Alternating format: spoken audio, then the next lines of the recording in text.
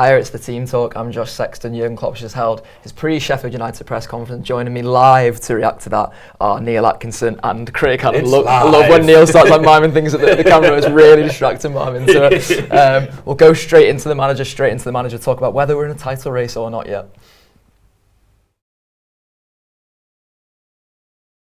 Just following on from the weekend, finally from me, a late winner at Anfield, City and Spurs draw. How do you view where you were at as a group, and is it too early to talk in terms of a potentially significant moment in the season's title race? This weekend just gone. Yeah, we are 2 points behind Arsenal, by the way. But is that it's decided or what on that front? It's just the fact that you got late winner. No, yes, of course. No, our late winner was very important, and for everything, absolutely everything. Yeah, that's true. But had nothing to do with a title-winning season. But if you can do that every week, it's pretty like you would win the league. You just didn't already. So we missed a few opportunities to do that. Yeah, but a lot of things you can take from the game, but we have to take into tomorrow and the spirit and stuff like this. That's really helpful. I saw, the beginning was really good, and then after we were 3-2 down was really good. So these were the two great moments. And in between, we could have done better. It was a long spell, and yeah, I don't think a second about. Where we could end up. What I said before, we have to be there where we are now until April, and if we are still there, then we can talk about whatever is possible now. But I have no clue where we will be in April, to be honest. So because the toughest period of football, we obviously lost. We played without a few players of the game already. Now we lost Joel, so that's so tough. It's so tough what's coming up now. So it's absolutely nothing to think about. To think ahead of the next game. There's no chance. So focus on Sheffield United, go for it, play the best possible game, and keep going. Nice one to Jurgen there. I didn't have him down as a fridge, Neil, to be honest, but I'm all right with his answer in the sense that, listen, like he knows what he's doing in these press conferences by now. He knows how to sort of simultaneously temper expectation and also get us all excited for not only this run that's to come, and he really hammers home that point, as people are going to find out throughout this show, but also get us excited for the idea of a big April. Yeah, I think ultimately that's the thing that the manager knows, because he's got tons of experience, that you build it now. And that's why this is such an exciting week, and I think it is an exciting week. Yeah. I'm really looking forward to the game against Sheffield United. I was really looking forward to the game against Fulham, and then it'll be Crystal Palace. And these are games that, in years where ultimately you're not going for things, well, they're not exciting. But what makes them exciting is the context, and he knows that. So you build it now with an eye on April being absolutely massive. That's what we're all in this for. For me, that's always how you rate a good season. You know, if you've had a good season, if you're still alive for things in April and May. And then if you win things, some things, it's a very good season. And if you win a certain thing, it's a fucking great season. And they're the rules. That's the way in which it works. And he knows that as well as anyone. He's got years of experience in trying to win titles. He knows the way in which you go and you build. And that's why I think he is so focused on this period. Because, you know, the flip side of this period is there is a run of 20 days in January. Liverpool don't play a league game. In this 20 days that we're currently in the midst of, they play about 6 or 7. And that's why he knows it happens now. And, you know, the idea of looking too far ahead, he's not going to start doing that. He is absolutely in the moment, and that's where we need him. We need him to be in this moment, not in any others. Yeah, and there's that interesting thing, I think, that he does, Craig, where, you know, if we want to coin a phrase from your man Neil Atkinson here, he doesn't necessarily say, we will win this league, you know, but he's always sort of saying we can win this league, you know, and I quite like that. Like, I like the idea of him, you know, building towards April and seeing April as an end goal for this team to reach, because as Neil says, listen, you do sort of take each week and each month at a time, and this is a big week for Liverpool in terms of, you know, what maybe to come in April. And it's good to hear Jurgen sort of almost saying, listen, like the journey towards a big April starts right now. Yeah, massively it is. This is the platform, and these games are the platform. These are the sort of building blocks towards, you know, that being potentially the case come the end of the season. And you know, Jurgen's always been big on motivation, and, you know, he may be sort of a little bit more bullish in press conferences than what he would be in the changing room, but in the changing room, particularly in a changing room full of players where Dom Szoboszlai is talking about winning everything in interviews, he's not bullish. You know, when you've got Trent there who obviously believes that, you know, Liverpool 2.0 are going to deliver, whether it's this season or next, but I think he believes that it can't be this one. I think that's massive. I'm really excited about this game. I'm slightly nervous based on going there in 2019 and that hellish sort of like 30 minutes just before Gini Wijnaldum gets a goal. But I'm really, really excited about it because this Liverpool team have me excited, and this Liverpool team have me feeling like we can be in the mix, and we can be building the blocks now that we need to be challenging in the season. Yeah, it's one of those games where ultimately in the grand scheme of things, if Liverpool win, there's no news story. If Liverpool win 4-0, there's no news story. But that's fine, because we're grown-ups now. We've all, I mean, literally the three of us around this table, but also the vast majority of Liverpool supporters, they know what it is to have a season where you break 90 points. Yeah. They know what that journey is. We've all lived that. We've had to live that. We've lived it 3 times. So we know that while there's no news story if Liverpool go to Sheffield United and win 2-0, we know that it's another one of those key building blocks that leads towards when there is hopefully a massive news story. That's what we want. The manager knows it. There's enough players in that dressing room who know it. You know, I think you can name the obvious ones, but even someone like Diogo Jota is an integral part of the 21-22 season when Liverpool do win the 2 trophies and come very close to winning another 2. So everyone knows this. They know the terrain. They know the ropes. Those who don't, I'm sure, are being told internally. This is the serious gear. This is the stuff that matters. Yeah. Well, Trent Alexander-Arnold certainly knows it. Does he know his own best position? The manager seems to. Here's Neil Atkinson and then the manager. For a week from the 3rd of December, the Anfield Wrap putting everything out for free. All the audio where you get your podcasts, all the video on YouTube. You can get it through the app as well. Everything that you would want. There's a post-match pint in there. There's bacon butty. 5 things we learn about every single match. All of it available for free for 1 week. We obviously want you to sign up. We want you to share it with your friends. The Reds are doing the business, and so is the Anfield Wrap. Come and support us. It's just about us, but what do we have available? Is Joey there? Is Connor there? They both are there. Do one of them have to play left back because Costa cannot play all the games, and you have to see play. Yes, Trent can play midfield. We always knew that, but Trent can play the role. We gave him now very well as well. So that's how it is. We will see.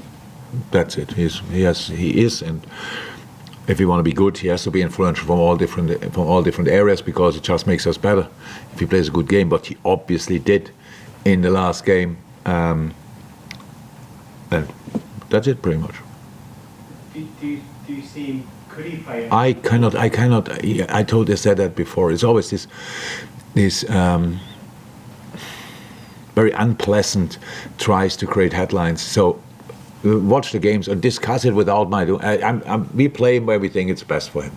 So and then people say he has to play there, has to play there. He became one of the most successful players in the history of Liverpool FC.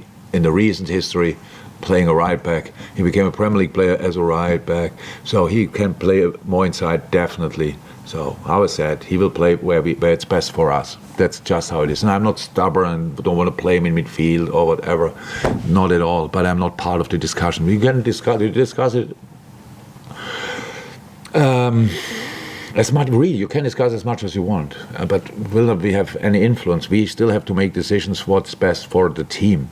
And Trent sees it, by the way, exactly the same way. So he wants to play. And from my point of view, he has to be influential. And we have to make sure we help him with the positioning. That's it.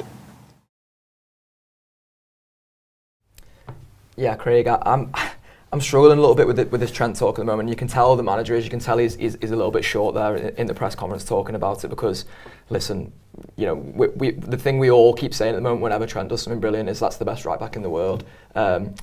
There's conversations to be had about whether he'd be one of the best midfielders in the world. I personally think he would be. The problem for me is it starts to become a black and white conversation and acting like Jurgen's team is sort of picked on paper almost, and that's where I can understand the frustration for Jurgen. Like whenever we talk about Trent, I always go back to that Monday Night Football Jurgen did years and years ago now with Jamie Carragher and Gary Neville, where he basically talked about positionless football, and that's where I think he wants to get to with someone like Trent in particular, where it's like this lad basically doesn't have a position. He's a key part of our formation. information. He's a key part of our system, but he's just an influential player, and we do whatever we can in any moment of the game to try and get him on the ball. That's exactly it. That's the bit that bores me about this.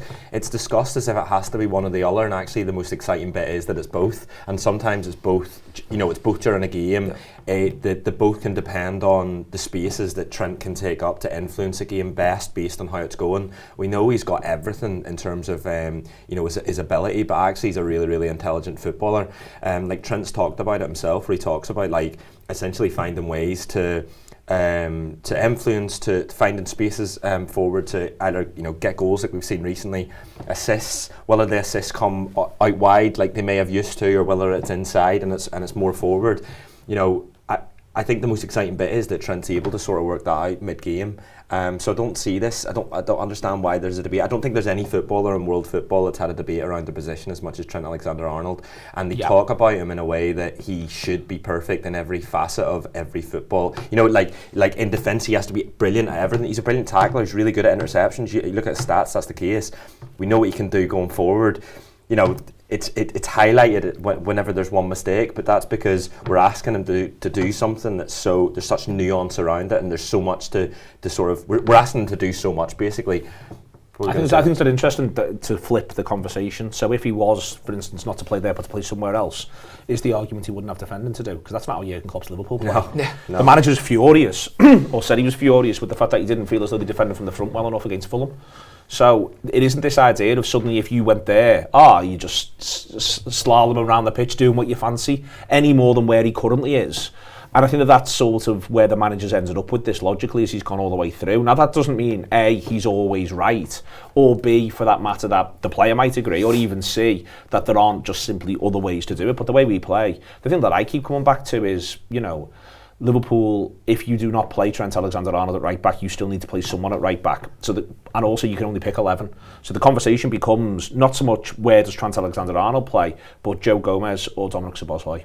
Who would you rather have on the pitch? And most of the time, if we're playing well, I would rather have Dominic Szoboszlai on the pitch, and I love Joe Gomez. Yeah. But the point of it is, I'd rather we always had one more attacking option. Also, if he doesn't have Dominic Szoboszlai on the pitch, he's got one less player, dragging men, creating space. He's got one less player to pass to. All of that, it's talked about, and I think this is Craig's issue and it's my issue, all of it's talked about like it's solely in isolation, like it doesn't have ramifications elsewhere. And I expect that's the manager's issue as well. I'm sure at times he's like, you've watched footy, you've watched football, and you're watching it and it's going through your eyes, and why aren't you acknowledging that it's an 11 that has to interchange and function all together? And that, you can disagree with me on a facet of it, but don't act as though any bit of this acts in isolation. And as to Craig's point on, I think it's mad. And I think it speaks to the volume, the magnificence of the footballer in one sense, and also to the fact that he plays for Liverpool in another. And I even think a little bit because he's from Liverpool, I think that it's mad how he is arguably the most discussed footballer in the country, Trent Alexander-Arnold, because there's a lad who plays up front for City who scores a goal a game. We've got Mo Salah. He's incredible. They're the magic bit. But it's almost like Haaland just makes complete sense. There's almost nothing to talk about. Salah's been doing what he's been doing for so long, so there's that. There's always a Trent Alexander-Arnold conversation to be had. And there's a bit of me that just basically let him play his football for 6 months and come back the other side. Yeah. And also, it's coming at a time whenever we're literally watching him orchestrate games in different ways, and we're watching him deal with. He's just scored two game-defining goals back-to-back in 2 games. Exactly, and in that game against City, you're playing against the best team in the world, and he dealt with Dogu. You can talk about how many take-ons and whatever. When you watch it back, he dealt with him because he didn't cause us loads of problems. Then he goes up, like Neil says, scores the equaliser. Then he does what he does against Fulham, and yet still we need to put a label on this thing that we're asking him to do that's so unique in football. And only there's a very few number of footballers could do this position and do it at the level that Trent Alexander-Arnold's doing it at the moment. There's a little thing here where there's a player that sort of half reminds me of, and nowhere near as much chatter, but when Yaya Toure was at City, especially under Mancini would use him, play a bit of a 4-2-3-1, he'd use him in the 2, and then if City were chasing the game late on, he might well put him into number 10. Yeah. And he had that idea of, that's what I'll do, that's what he would do, and then Yaya Toure might influence the game in a big way and settle it for City in the way in which he wanted, or something like that. And then every single game it'd be, well, you should start him there. And he'd be a bit like, but I've got David Silva. Yeah. And I've got other lads who are good players, by the way. And he can also influence the game massively here. And then I've got the option of moving him there. And I'm made up with that, and people are going, no, you should just play him there all the time. It's a bit like Benitez and Gerrard, isn't it? Whenever he used to play him out right, and then he'd score loads of goals, and Benitez would be going, yeah, but he's scoring loads of goals at right midfield, and Gerrard wanted to be in the centre, isn't it? Yeah, but this what worries me though, is it does turn into that, because that just became a bit of a drag on everyone, I think, including Gerrard in a way, because you'd always be asked where do you want to play, and Gerrard basically always wants to be Brian Robson, whereas basically Benitez wants him to be a better version of Pablo Aimar, and Benitez was sort of right in that when he played in, for instance, as a number 10 in 08-09, Gerrard scores more goals than Torres. He was the best finisher at the club. Like, there's a really strong argument Gerrard was the best finisher at the club, and there's this thing in Gerrard's head where he's saying, yeah, but I just want to play in centre mid and win it and pass it to a better player. And Benitez, I think, was a bit like, you're the better player. And that, I think that's your... What we don't want to do is get... While I think it's important that all this noise is outside, I think that's what Jurgen's saying. Yeah. That's your noise. You can do that. Let the Anfield Wrap do that if you want. If whoever's asking the question wants to do it. If you want to, if you want to all go and do it on Sky, that's your noise. We're doing our thing. But I think it's really important that separation remains. Let them do their noise. We'll do our thing. And it's one of the reasons why ultimately the England manager can fuck off. Yeah. And we want to be tactically flexible. We have one of the most tactically flexible footballers in the world. Let's let him be tactically flexible. Here's the manager talking about the subs. Yeah, we start with 3 strikers and have 1 on the bench. I wouldn't say that's now the strongest bench in the world, but the player who can come on is that's true. Same with Endo, but we had other players. Curtis out. Yes, midfield is still, there are still opportunities. Last line was comfortable until last Sunday. So that's all true. But just nothing. To be successful, you need a strong squad. So there's no shadow of a doubt. Then you need that. That's clear. And now it's not about thinking about what you have available. You have, I think, who we have available, and from there we go and use them and try to use them all and try to figure out who and when. Because it's tomorrow night, and then it's Saturday 12:30, and then when is it then? Thursday. Okay, that's a bit of a longer break. But then from that moment on we go again until the new year. So it's just tough. You need a strong bench to be successful. And yes, the players were the whole season through. Players from the bench were all very, very impactful.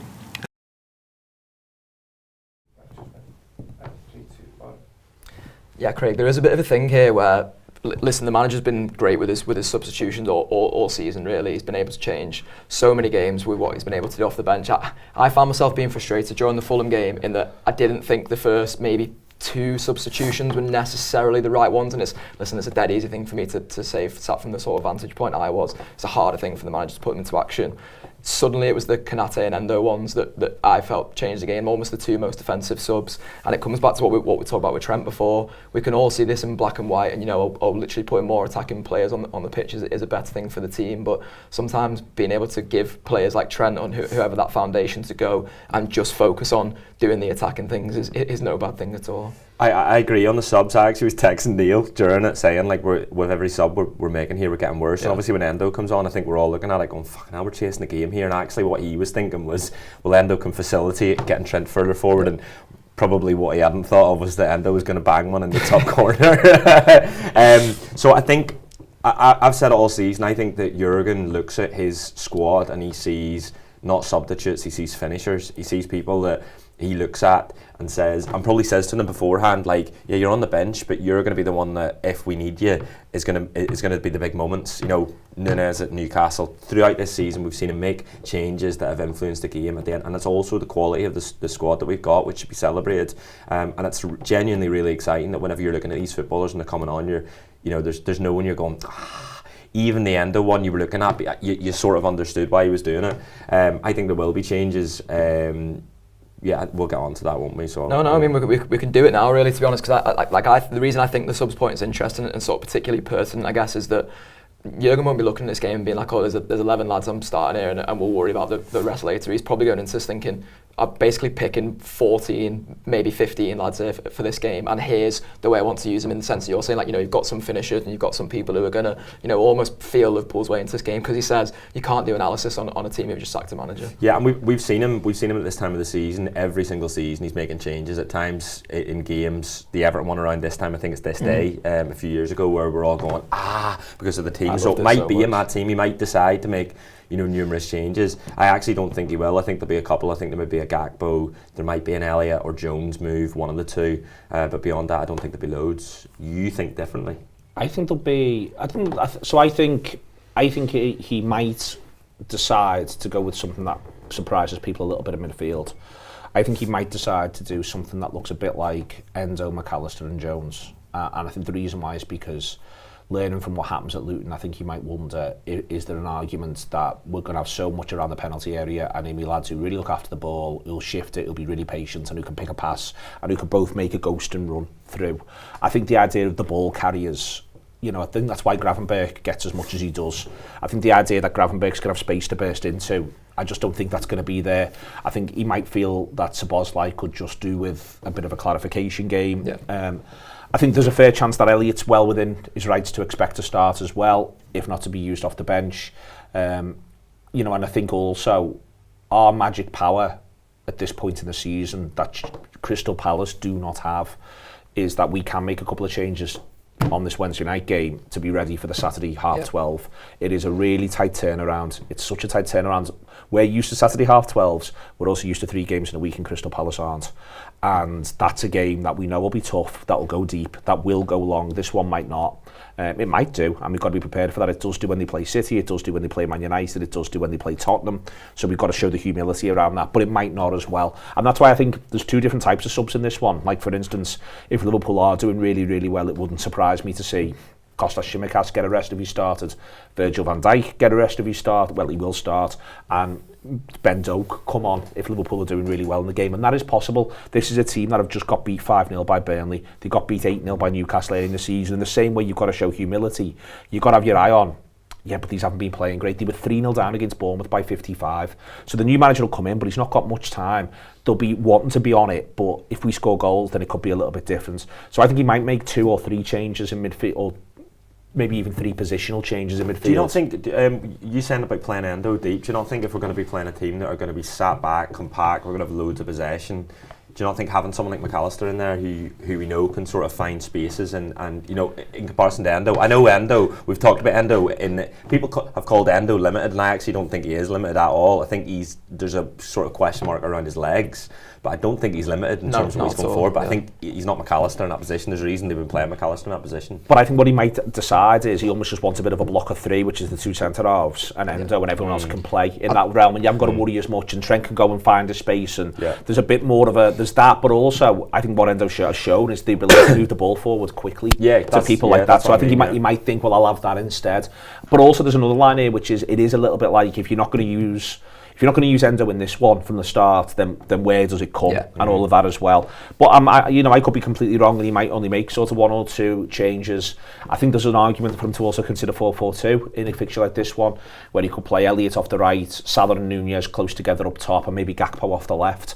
I think I would start Gakpo in this. I'd start Gakpo ahead of Diaz, because we're going to have, again, it's that idea of what are the strengths, moving into space or ghosting and finding space. What is it that you're looking for? And I just have Nunez because I think he's great, but I think he also pins you back. But again, I could be wrong, and he might do something completely different, and he'll have a really good idea for it. But I don't think I think there's some stuff that I sort of thinking about the Luton game and what happened and the way it went. I think there's some stuff that's a little counterintuitive, but which I think could bear fruit when we expect it to be a genuine sort of goalkeeper and 9 men behind the ball, and maybe Cameron Archer occupying the centre halves insofar as he can, and them trying to do a real job. I don't think it's as simple as, for instance, Gravenberch feels more attacking than Jones. I think instead it's the idea of, but Gravenberch feels like that because you see him attack, because you see him sprint into space. Jones is a constant presence, looks after the ball, moves people around, fills in so Gakpo can go and wander a little bit, helps his full back, and then suddenly, and it'll feel like there might be a bit afterwards, we're 2-0 up, what's Curtis Jones done? But part of what he's done is he's allowed those other players to do stuff a bit more. As I say, he could go completely different. I think all of Elliott, Endo and Jones are within the rights to think, I'd like to start this one. I didn't start the last one. I'd also maybe though, the one thing I wonder on Curtis is he might think, I actually want what you've just described there for Palace, because it offers a bit more of a function and kind of playing Wednesday and Saturday, and that's difficult. But I'm really looking forward to the game, and I think it's a really important one because of our record against the bottom 10 away from home last season, because we did draw at Luton. I think it's really important. I very rarely at this point of the season, like Palace, I'll take the dirtiest win you can give me, but I think part of what would help us against Palace and will help us when we go to Burnley and will help us when we go to Bournemouth is if we put a bit of a performance in here, because I think there's not, and that performance can be, 3-0 up on 50 and then we just take it easy, but I think I'd like there to be a bit of a moment of other sides going. Did you see what Liverpool did there to Sheffield United? Also, just so we're not giving them any encouragement. That as well. The thing about Luton is they were encouraged. The crowd suddenly think maybe there's a chance here. They get the one chance, they take it, and then Liverpool are up against it. That's the thing I'm worried about. I actually wouldn't play Nunez. I'd play Diaz. I know he was paired the other day, but I think you need to do something slightly different with Nunez at the moment, just slightly. It doesn't even need to be not starting him, just something slightly I just think different. The idea of having him on the bench and if things aren't going well, you're bringing him on and the away end's going mental because they're excited and they, and suddenly they're all looking, going, fuck, now we're going to have to deal with it. And you probably would start him at Palace. Yeah, definitely. Yeah, go on, we'll round off score predictions and your prediction for how the game goes. Oh, I think it's going to be gritty and horrible. I really do. I think there's going to be a big atmosphere. They've got their do well have the new manager in? They do the new manager in. It's a midweek away. I love them. Under the lights, all the hits. But you're going as well, aren't you? I am. Yeah. No, I'm really excited about it. But also, I'm there's. I remember the feeling of that game when it was just horrible against them, and so I think it's going to be really, really tight. I think it's going to be a 1-0 Liverpool win. 1-0. You're going. I'm Brighton early tomorrow. Yeah, very early with Gutman, so I'm set off in about 20 minutes actually. It is the commitment to Jolly. Pick me up from here. It's Yorkshire pub in no time. Yeah, very much so. I am going. I am really looking forward to it. I love Sheffield. It's a great place. I wish I could see a universe where they were going to stay up. Because as I say, I'm very pro Sheffield. I just can't see it. I don't think they're very good. I don't think the manager's got enough time to get to grips with them properly. And I think I actually don't think. And listen, I can touch all the relevant words. I don't think it'll make that much of a difference because he's come in so late, and it might be that he proves me wrong and makes me look like an idiot. I think on the hour mark it'll be Sheffield United 0, Liverpool 3, and it wouldn't surprise me if it finishes like that. And I think Liverpool will hopefully be able to make the sort of changes Jurgen Klopp would like to make, which isn't about finishes, but it's about the idea of being able to protect a few members of this squad. Yeah, we're excited for a dirty December here at the Anfield Wrap, dirtier than the 6th in Austin on a Saturday night. I want Liverpool to get this one wrapped up early. I'd like a 3-0 Liverpool win. That for me would be the ultimate LFC experience, but hear more now from John Gibbons about the actual ultimate LFC experience. Up the Reds.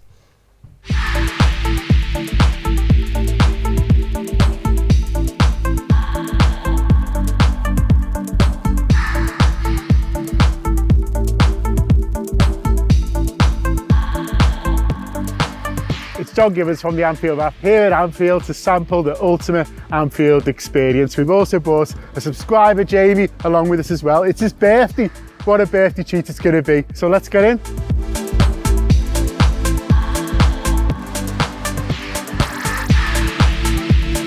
I'm feeling like a little kid at Christmas, even though I'm 33, and I just think it's going to get better from here, I reckon.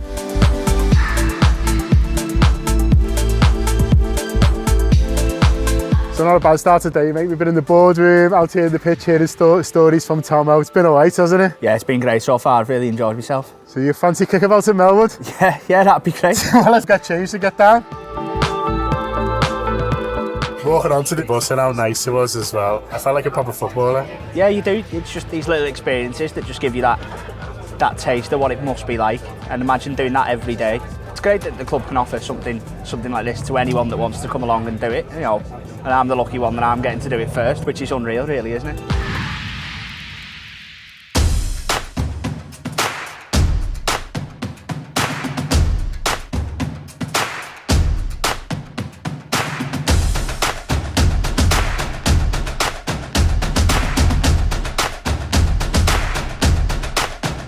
So our participants that come onto this experience get to work on the same things that our academy kids work on. The state-of-the-art facilities. Obviously former players come down and show them how it's done and give them stories about the old days as well. So hopefully the experience for people doing it as a one-off is something truly amazing.